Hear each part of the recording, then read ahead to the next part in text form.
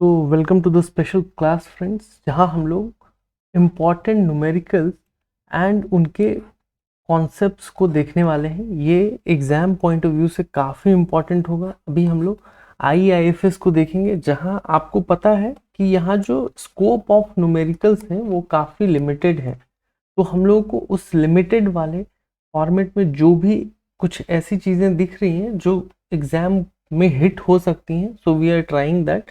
Even friends, we would say कि जो numerical वाला क्वेश्चन है most likely that will come with 2 marks.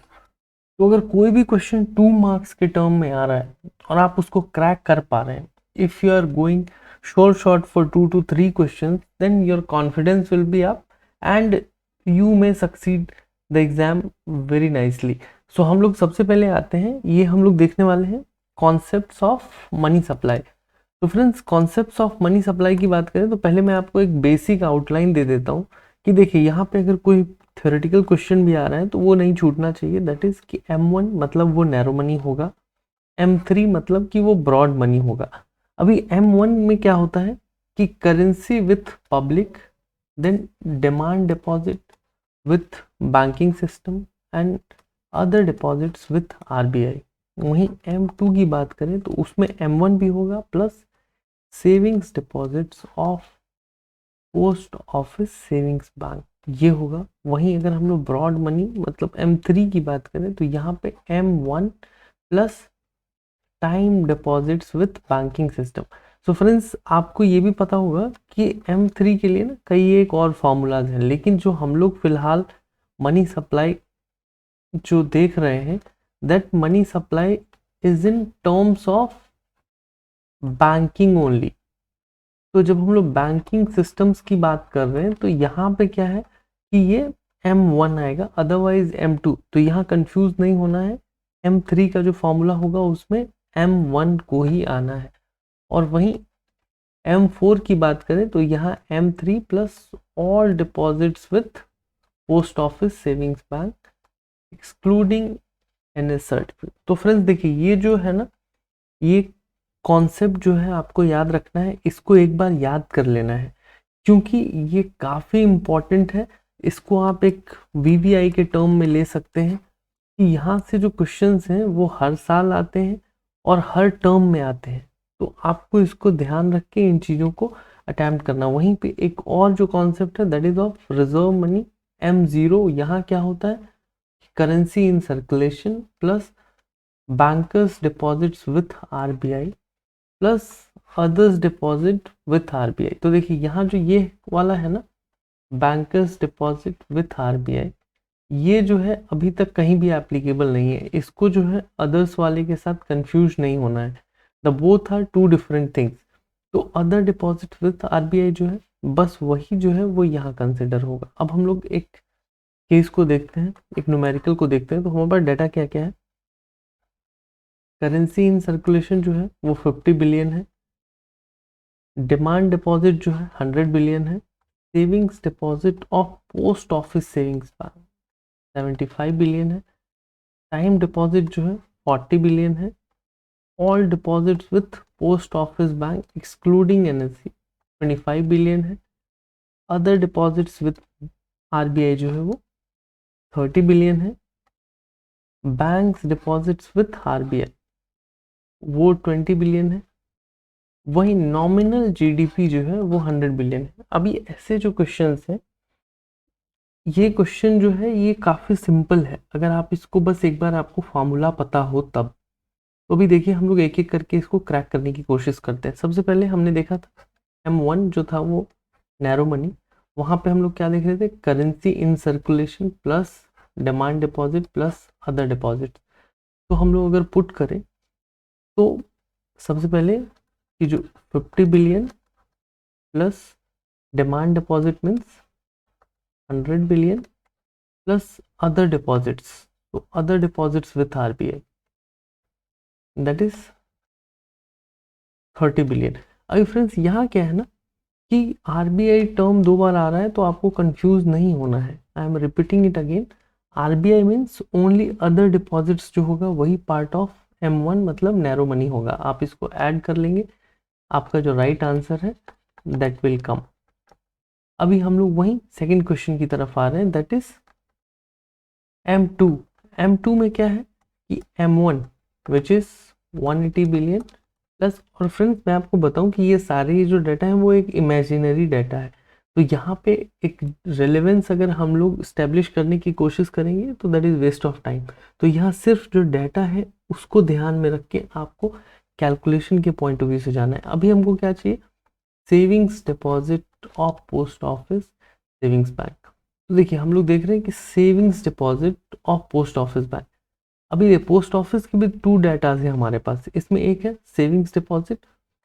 अभी सेविंग्स डिपॉजिट इन अ वे कि देखिए पोस्ट ऑफिस के दो डाटा, मतलब यहाँ भी पोस्ट ऑफिस है यहाँ भी, तो यहाँ सेविंग्स डिपॉजिट की बात हो रही है, यहाँ ऑल डिपॉजिट्स की बात हो रही है एक्सक्लूडिंग NSC।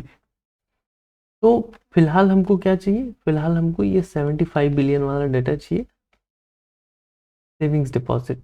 तो यहाँ हम लोग क्या करेंगे, 75 बिलियन वाला जो डाटा है उसको डालेंगे, तो जो भी हमारा डाटा है वो हो जाएगा 180 plus 5 185 plus 70 255 billion. Am I right or wrong? Okay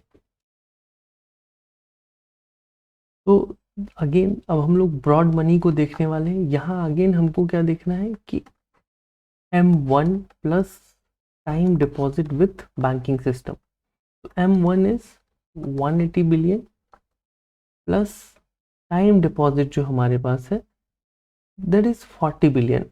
आप यहाँ देख पा रहे हो 40 बिलियन।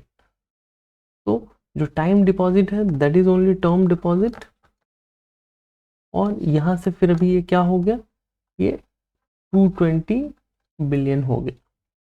अभी हम लोग अगर M4 की बात कर रहे हैं तो M4 means M3 plus all deposits with post office savings excluding NSC। तो फ्रेंड्स आपको ये जो फॉर्मूला है इसमें ऐसे ध्यान रखना है कि M2 एंड M4 में पोस्ट ऑफिस की बात हो रही है, वहीं M4 जो है वहाँ एक्सक्लूडिंग NSC वाले डाटा की बात हो रही है। तो M3 क्या है हमारे पास, M3 इज 220 बिलियन प्लस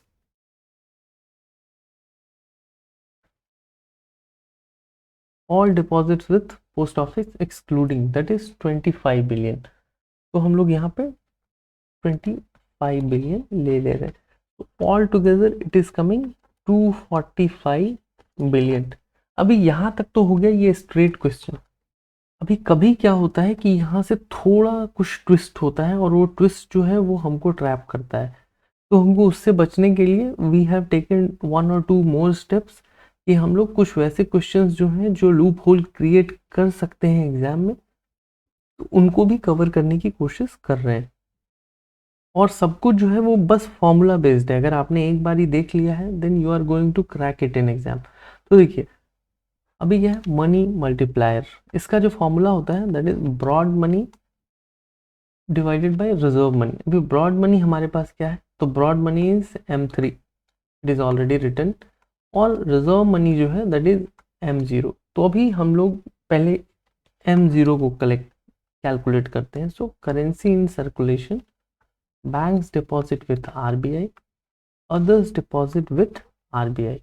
तो देखिए यहाँ जो है ये बैंक डिपॉजिट वाला जो कि बैंकर्स डिपॉजिट विथ RBI वाला जो कॉन्सेप्ट है वो यहाँ पे अपना इम्पैक्ट दिखा रहा है।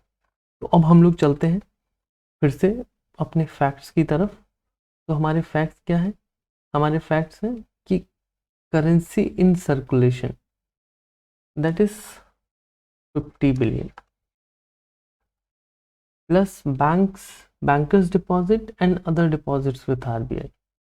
तो हम लोग देखते हैं bankers deposit is 20 billion and others deposit is 30 billion. तो we can take it 20 billion plus 30 billion, all together it's 100 billion. तो ये देखिए अगर आपको फॉर्मूला पता है then it is very very simple. अभी क्या है कि हमारे पास M3 क्या है, तो we have got our M3 is 220. तो एज वी हैव गॉट 220, तो हमारा जो mm हो जाएगा that is 220 divided by 100 billion. तो आई होप आप इसको समझ गए होंगे. This would have given you a clarity.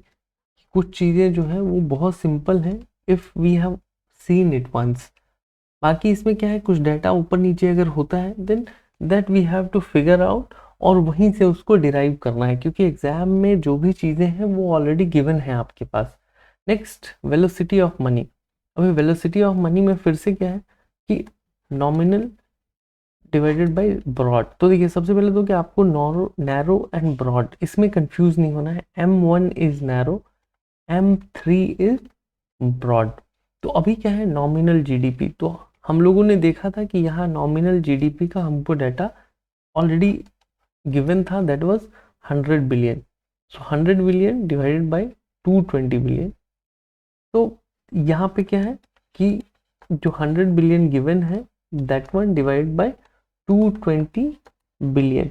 And this is nowhere related to mm से रिलेटेड नहीं है. वो जो नॉमिनल जीडीपी है, this data has to be given. अगर गिवन नहीं है और कुछ और डाटा गिवन है तो हम लोग उसके हिसाब से फिर डिराइव करेंगे. तो आई होप आप इसको समझ गए होंगे. एंड फ्रेंड्स, ये जो भी डाटा है that is one imaginary data, तो इसको कंपेयर नहीं करना है. This is just to make you understand the formula and its application. Next हम लोग देख रहे हैं कॉन्सेप्ट ऑफ इन्फ्लेशन. कि इन्फ्लेशन से रिलेटेड भी कुछ क्वेश्चंस आते हैं. तो पहले देखिए कि इन्फ्लेशन जो है that denotes the rise in general level of prices. आपको पता होगा उसके लिए कुछ इंडेक्सेस हैं. वो कौन से हैं? Wholesale index, consumer and GDP deflector. तो मोस्ट लाइकली जो है ना वो जो सीपीआई है that is the most commonly used. क्योंकि होलसेल वाले में क्या होता है कि एक्यूरेसी की थोड़ी कमी होती है, क्योंकि वो होलसेल लेवल पे प्राइस को चेक करते हैं. वहीं जो कंज्यूमर है वहाँ क्या होता है कि वो एक particular product, goods and services को, ऑल द सैंपल्स को वो करते हैं, जिसकी वजह से क्या होता है कि this is more correct the common measure of inflation used by governments and economists. अभी इसमें क्या है कि ये जो थ्योरी है हम लोग इसलिए दिखा रहे हैं ताकि अगर इनसे रिलेटेड कुछ क्वेश्चन आता है तो आपको मिस नहीं करना है. अभी CPI basket includes food, transport, housing, clothing, health care, entertainment, all. साथ ही जो एक मोस्ट इम्पॉर्टेंट क्वेश्चन है यहाँ दैट इज कि सीपीआई जो है उसको कैलकुलेट कौन करता है. तो this is calculated and published by national statistical Office NSO, which falls under Ministry of Statistics and Programming Implementation, and this happens on monthly basis. कि ये जो डाटा है वो मंथली आता है, वहीं जो जीडीपी डिफ्लेक्टर है वो हमारे पास क्वार्टरली आता है. तो अभी हम लोग क्या है कि एक एक करके चीज़ों को देखने की कोशिश करते हैं. साथ ही आप देखिए कि जो जीडीपी डिफ्लेक्टर है, जीडीपी डिफ्लेक्टर में क्या होता है, that is nominal GDP divided by real GDP, और ये इसका एक परसेंटेज निकलता है. तो अभी हम लोग नॉमिनल जीडीपी और रियल जीडीपी को देखें तो nominal GDP is the total market value of final goods and services produced in an economy in a given year at current price. जो इम्पोर्टेंट है वो है करंट प्राइस. वहीं जो रियल जीडीपी है the total market value of final goods and services produced in an economy in a given year valued at the prices of a chosen base year. This removes the inflation effect and shows the actual volume of production. तो यहाँ पे क्या है कि prices of the chosen base year लिया जाएगा. तो अभी हम लोग एक क्वेश्चन से देखते हैं, आपको ज़्यादा क्लैरिटी आएगी. दैट इज कि हम लोग देख रहे हैं कि जून में जो डाटा है सीपीआई का दैट इज 150, वहीं जुलाई में जो है दैट इज 153।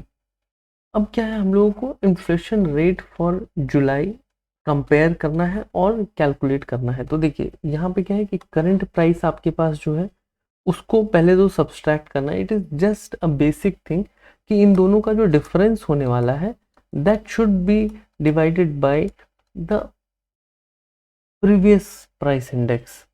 तो इससे क्या होगा कि हमको ये पता लग जाएगा कि व्हाट इज द डिफरेंस, कि डिफरेंस क्या आया है इन्फ्लेशन में, and that is only the difference percentage. अभी वहीं हम लोग अगर डिफ्लेक्टर की बात करें तो देखिए उससे पहले क्या होता है कि नॉमिनल जीडीपी आपको फॉर ईयर 2023 100 बिलियन दिया हुआ है। नॉमिनल जीडीपी फॉर 2022 जो है वो 80 बिलियन है। रियल जीडीपी 2023 जो है वो 90 बिलियन है। और यहाँ पे क्या है, एट 2022 प्राइसेस, कि ये 2022 के प्राइसेस पे है। तो अभी हम लोग देख रहे हैं कि हमको अगर नॉमिनल जीडीपी ग्रोथ देखना है तो पहले देखिए कि अगर नॉमिनल जीडीपी ग्रोथ देखना है वो कैसे करेंगे, इन दोनों को कंपेयर करेंगे। कैसे, नॉमिनल जीडीपी किसके लिए, पहले फाइनेंशियल ईयर, यहाँ ब्रैकेट डालता हूँ, फाइनेंशियल ईयर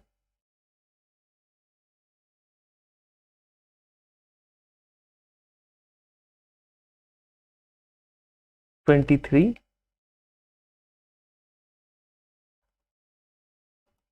और फिर financial year 22 divided by financial year 22 into 100। अब इस डेटा को जैसे ही पुट करते हैं हमारा नॉमिनल जीडीपी जो है वो यहाँ आ जाएगा, that is 100 minus 80 divide by 80 into 100। तो वहीं अगर हम लोग अभी रियल जीडीपी की बात करें तो रियल जीडीपी में क्या होता है कि ये फॉर्मूला जो है वो चेंज होगा, real GDP minus nominal GDP.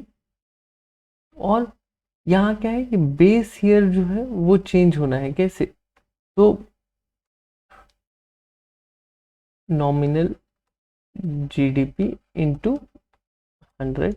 और अगर ग्रोथ, सिर्फ ग्रोथ की बात करें तो दैट इज सिर्फ growth, only growth means 90 minus 80 that is 10।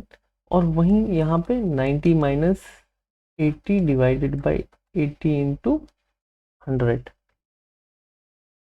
अब हम लोग जीडीपी डिफ्लेक्टर की बात करते हैं। तो जीडीपी डिफ्लेक्टर देखिए कैसे आ रहा है, nominal GDP divide by real GDP for the financial year. ये क्या है, एक पर्टिकुलर जो जीडीपी है that comes for a particular financial year.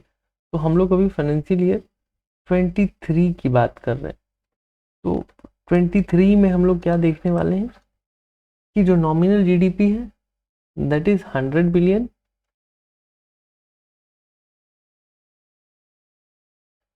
Divided by real is 90 billion into 100। तो this is how the GDP deflator has to be calculated. ये चीज़ें काफ़ी सिंपल हैं अगर आप इनको सिंप्लीफाई करके समझने की कोशिश करते हैं, and in exam you have to just put everything on the top of formula, so that's all. अभी हम लोग एक रेवेन्यू रिसीट ऑफ गवर्नमेंट के रिलेटेड न्यूमेरिकल्स देखने वाले हैं। These are again very very basic numericals. आप इनको जब देखेंगे then you will feel like कि अच्छा बस इतनी सी बात है।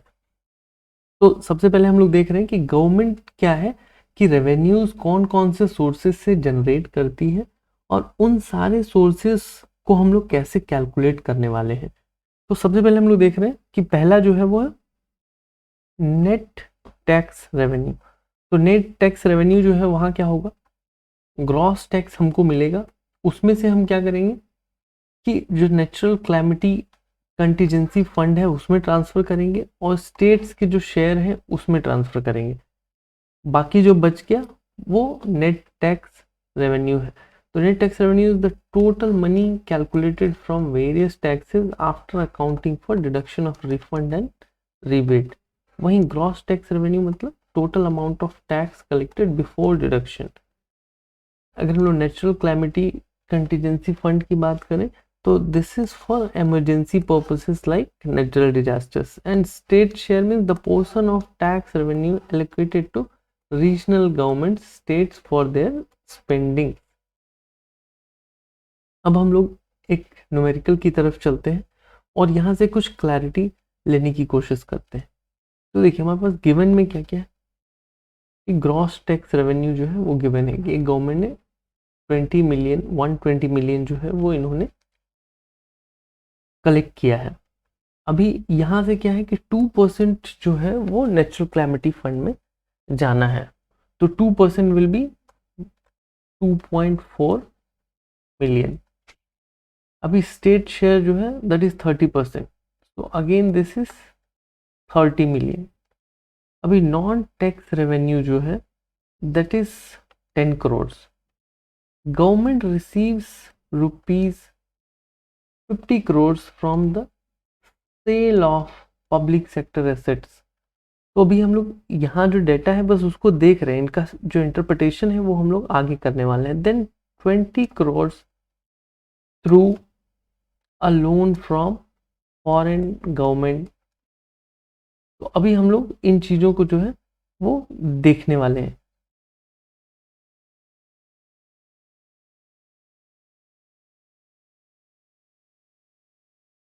तो हम लोग इसको फॉर कन्वीनियंस पर्पस लिख देते हैं।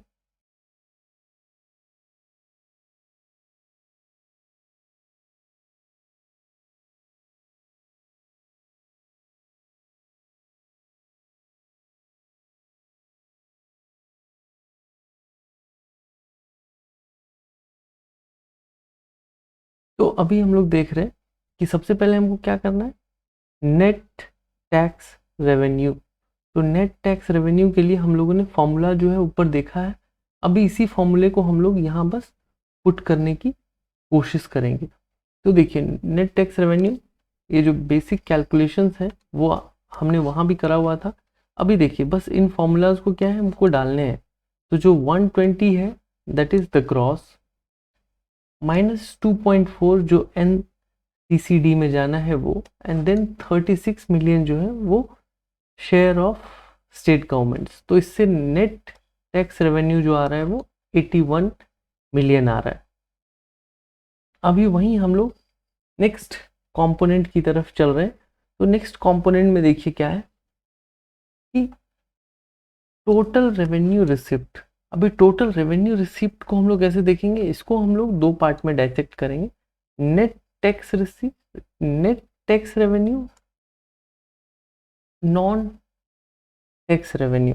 तो अभी हम लोग देखते हैं कि नॉन टैक्स रेवेन्यू होता क्या है एक्चुअली। कि नॉन टैक्स रेवेन्यू मतलब कि income generated by the government from the sources other than taxes. तो वो क्या है, fee from government services like licences and permit, the income from the government own assets like dividend from the public enterprises, अगर government का कुछ उसमें investment है तब, कुछ फाइन्स एंड पेनल्टीज। तो ये हम लोग जो थोड़ी थ्योरी देख रहे हैं वो इसलिए देख रहे हैं ताकि अगर थ्योरी रिलेटेड भी कुछ क्वेश्चंस आ रहे हैं तो आप इनको सिंपली ब्रेक कर पाए। अभी वहीं पे जो नेट टैक्स रेवेन्यू है वो तो हम लोगों के पास यहाँ से आ गया है, दैट इज 81.6। और जो टोटल नॉन टैक्स रेवेन्यू है, तो देखिए टोटल नॉन टैक्स रेवेन्यू जो है that is given, non tax revenue. तो देखिए नॉन टैक्स रेवेन्यू और ये जो है दैट इज टोटली जो है कि वो फिट हो जा रहा है यहाँ आके। अब कैसे हो रहा है, net tax revenue plus non tax revenue.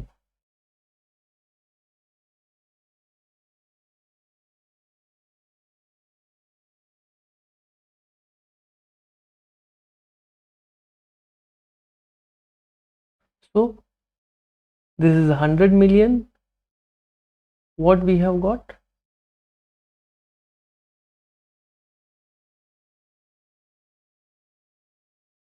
And the net tax revenue जो है हम लोगों के पास वो है 81.6 मिलियन एंड जो नॉन टैक्स रेवेन्यू है दैट इज 100 मिलियन, क्योंकि हम लोगों ने क्या किया कि हम लोगों ने इस 10 करोड़ को हम लोगों ने कन्वर्ट किया था and if we calculate all this will get the non tax revenue.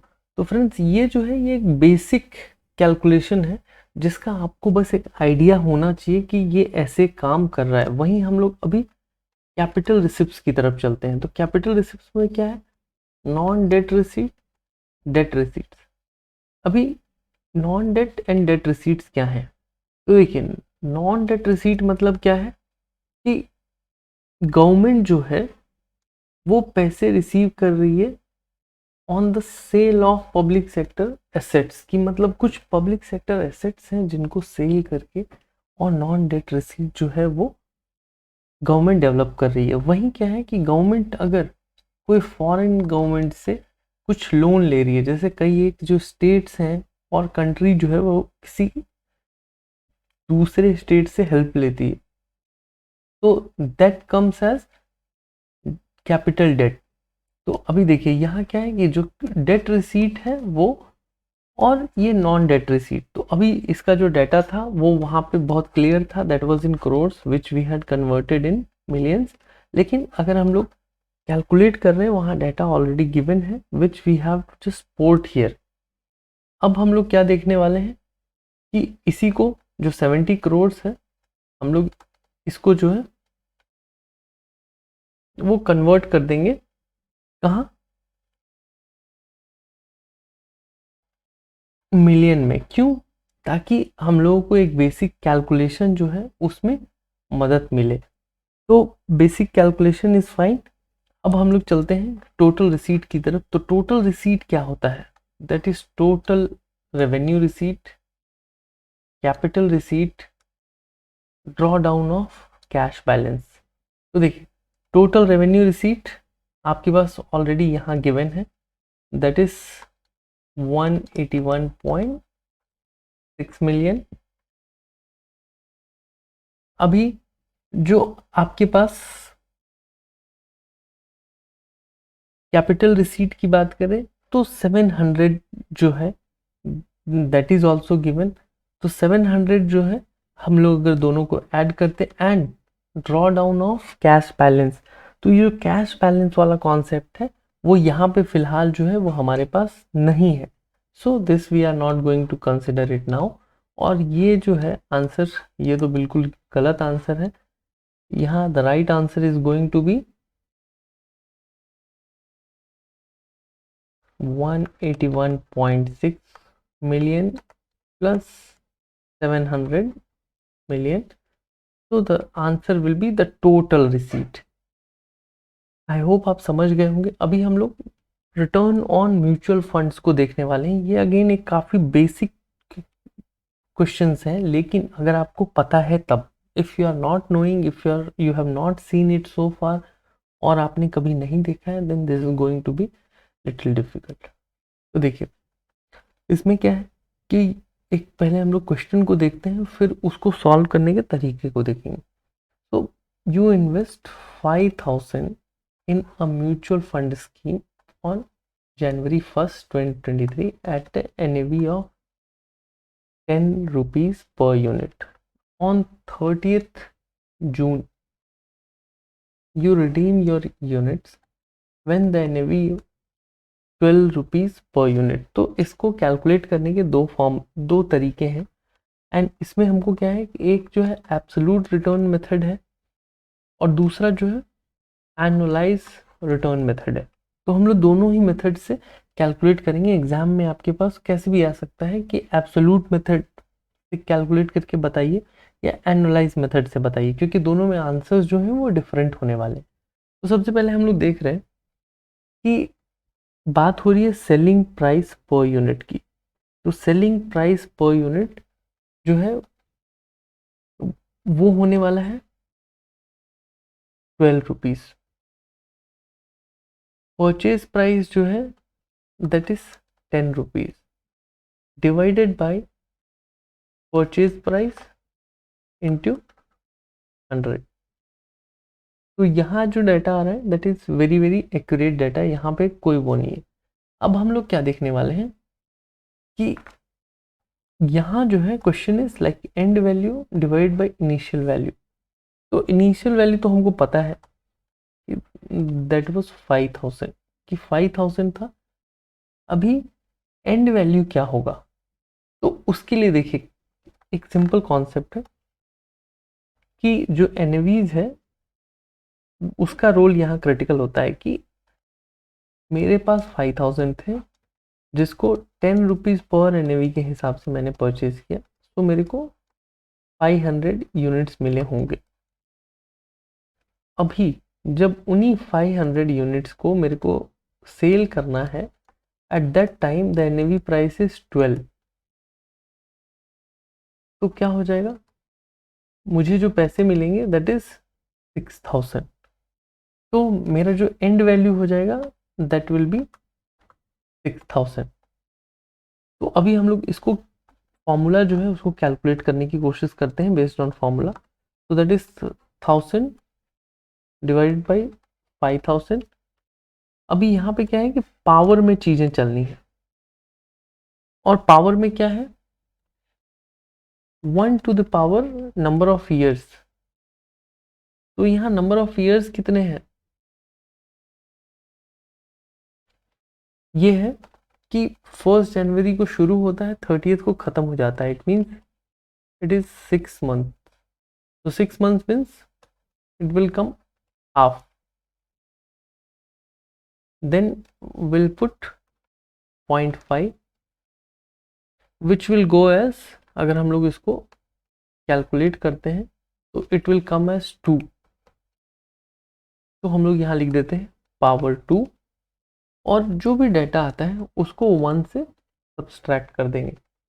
तो यहाँ क्या हो जाएगा कि मैं कैलकुलेटर यूज़ कर रहा हूँ, you all must be using it, और आपको एग्ज़ाम में कैलकुलेटर लेके जाना है। ये नहीं सोचना है कि ये इंडियन इकोनॉमी का एग्ज़ाम है तो यहाँ पे कैलकुलेटर की ज़रूरत नहीं होगी। So it has come 1.2 to the power 2। तो ये पावर जो कैलकुलेट करना होता है, जैसे अभी मेरे कैलकुलेटर पे 1.2 जो है वो डिस्प्ले हो रहा है, इसके बाद हम लोग इनटू प्रेस करेंगे एंड देन एक बार इक्वल्स टू प्रेस करेंगे। तो इससे क्या है कि जो मेरा डाटा है the value of 1.2 to the square that is 1.44 जो है वो आ जा रहा है -1। -1 कहाँ, यहाँ से पोर्ट हुआ। इट मीन्स कि ये क्या है 0.44% जो है वो रिटर्न की बात हो रही है।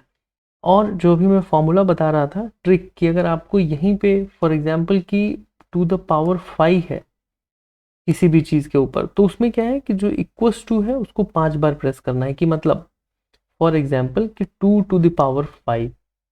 अभी 2 टू द पावर 5 है तो हम क्या करेंगे, पहले 2 करेंगे फिर इनटू प्रेस करेंगे फिर 5 टाइम्स हम लोग जो है वो प्रेस करेंगे पावर के बटन को, इक्वल्स टू के बटन को। उससे क्या है कि वो पावर का जो फॉर्मूला है वो रिजल्ट है वो आपके पास आ जाएगा।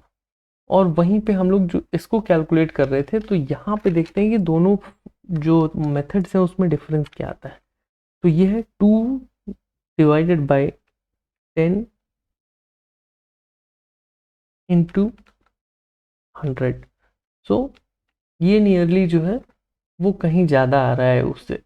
तो जो एक्यूरेसी है that always matters the most. तो इस चीज़ का हमको ध्यान रखना है और उसी के हिसाब से जो है चीज़ें जो है वो करनी है। अभी हम लोग आ जाते हैं कुछ इंश्योरेंस क्लेम के रिलेटेड 2 क्वेश्चन हैं। ये क्वेश्चन जो है वो मैकमिलन बुक से डायरेक्टली उठाई गई हैं और वहाँ पे ये क्वेश्चन है, और ये क्वेश्चन काफ़ी एविडेंट है एग्जाम में कि इन क्वेश्चन से रिलेटेड या यही क्वेश्चन जो है वो रिपीट होता रहा है। तो हम लोग पहले देखते हैं, एक बेसिक कॉन्सेप्ट को समझने की कोशिश करते हैं कि Rajesh owns a restaurant which had bought 3 years ago for 10 lakhs. He had bought fire insurance worth 8 lakhs. ये क्या है इनका, 10 lakhs में इन्होंने खरीदा था, अभी इंश्योरेंस इन्होंने 8 lakhs का लिया है। क्यों?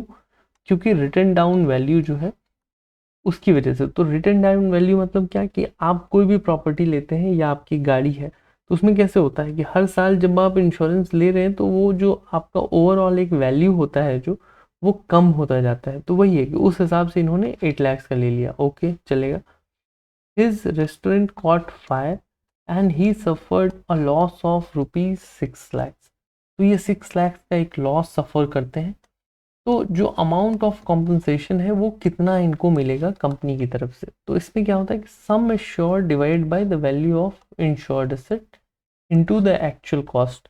तो इन्होंने सबसे पहले कि देखिए कि इनका सम एश्योर्ड कितना है। तो इनका जो सम एश्योर्ड है दैट इज 8 लैक्स, क्योंकि इन्होंने इंश्योरेंस जो है 8 लैक्स का लिया है। अभी value of insured asset, asset जो है वो 10 लैक्स का है। रिटन डाउन वैल्यू जो है उसको हम लोग अभी इग्नोर करेंगे। और वहीं पे एक्चुअल लॉस इनको कितना हुआ है दैट इज 6 लैक्स। तो the total what they got is 4.8 lakhs. अभी यहीं पे एक और क्वेश्चन है, उसमें क्या है कि एक इंसान है, एक बंदा है, वो क्या कर रहा है कि he has taken an insurance. वो इंश्योरेंस के टर्म में क्या था, टर्म एंड कंडीशन में कि उनको सम एश्योर्ड जो है वो 1 लाख मिलने वाला है। इसमें ये डिस्कशन नहीं है कि वो कितना जमा कर रहे हैं। सम एश्योर्ड इज 1 लाख, मतलब 1 लाख उनको मिलने वाला है आफ्टर पेइंग 20 प्रीमियम्स, कि वो 20 प्रीमियम्स को पे करेंगे, मतलब 20 ईयर्स के लिए पे करेंगे। अभी उन्होंने क्या किया कि ही डिफॉल्टेड आफ्टर 10 ईयर्स, 10 साल उन्होंने पे किया, फिर उन्होंने डिफॉल्ट कर दिया। अब उनकी जो पेड अप वैल्यू है वो क्या है, मतलब कि अगर वो जब निकालना चाहेंगे 20 ईयर्स के बाद तो उनको क्या मिलने वाला है। तो वो क्या है कि number of premiums, number of premium कितने थे, इन्होंने जितना पे करा दैट इज 10, और टोटल कितना था 20 into the sum assured. Sum assured was 1 lakh, तो 0.5, तो ये आ गया 50 के, 50,000 रुपये उनको मिलेंगे। अभी इसी में एक और टर्म है, if the bonus accrued up to the date of lapse. कि देखिए इनको बोनस तो है कि हम लोग यहाँ से शुरू करते हैं इनका इंश्योरेंस, 0 टर्म से इसको जाना है 20 ईयर्स तक। तो यहाँ पे हम लोग एक डाइसेक्शन लगाते हैं 10 ईयर्स का। तो अभी 10 ईयर्स पे क्या है कि इन्होंने पेमेंट करना छोड़ दिया है। अभी यहाँ इस क्वेश्चन के हिसाब से है कि यहाँ पे कहीं भी उनको एक 35,000 का बोनस मिलता है। तो क्या होगा कि ये जो 50,000 हमने कैलकुलेट करा वो, और साथ में जो बोनस है वो, दोनों मिला के उनको the net what here he is going to get is 85 lakhs. वही अगर हम लोग ये देखें कि लैप्स होने के बाद इधर वाले टर्म में अगर उनको कोई भी बोनस मिलता है then he will not be paid that bonus amount. तो आई होप कि आप इस चीज़ को समझ गए होंगे। तो these are the very basic things which you have to keep in mind. अगर इसको आप एक बारी देख लेते हैं, 2 बारी देख लेते हैं, the formulas that you have to note down in somewhere notebook, you have to keep seeing it for a day, क्योंकि एक दिन के लिए किसी भी इंफॉर्मेशन को रिटेन करना is not very very difficult. लेकिन अगर इससे क्वेश्चन आएगा तो आप इसको डायरेक्टली अटेम्प्ट कर पाएंगे and you will be so boosted. तो इसके लिए क्या है कि आपको इसको नोट डाउन कर लेना है। If you wish you see it once और ट्वाइस, और ये जो वीडियोस हैं, ये video will yield you 1 good mark, so just you have to see it. Thank you so much and all the very best.